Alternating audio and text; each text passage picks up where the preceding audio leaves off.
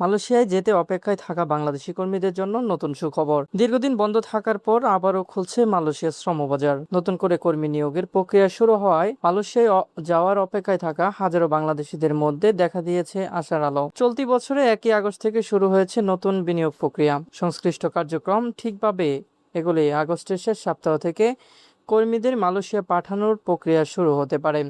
তবে এবারের নিয়োগের বিশেষ অগ্রাধিকার দেওয়া হচ্ছে আগের আবেদনকারীদের। 2023 সালে মালয়েশিয়া যাওয়ার প্রস্তুতি নিয়ে যারা শেষ পর্যন্ত যেতে পারেননি, তাদের মধ্যে রয়েছে প্রায় 6,000 কর্মীকে অগ্রাধিকার দেওয়ার উদ্যোগ নেওয়া হয়েছে। ফলে দীর্ঘদিন ধরে অপেক্ষায় থাকা এসব কর্মীদের জন্য এটি হতে পারে নতুন একটি সুযোগ। এদিকে কর্মী নিয়োগের পর প্রক্রিয়া পরিচালিত হচ্ছে foreign worker management system FWCMC এর মাধ্যমে।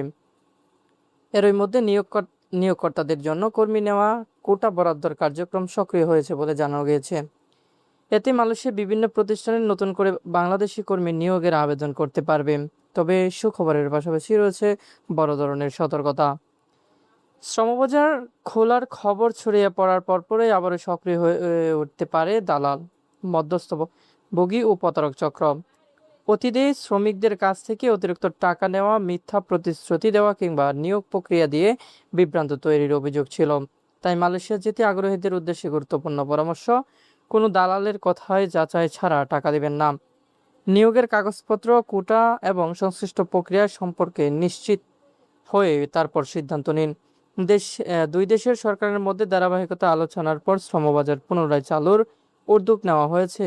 এখন প্রত্যাশা আগের জটিলতা দূর করে স্বচ্ছ ও নিয়মতান্ত্রিকভাবে বাংলাদেশি কর্মীদের মালয়েশিয়া যাওয়ার সুযোগ তৈরি হবে।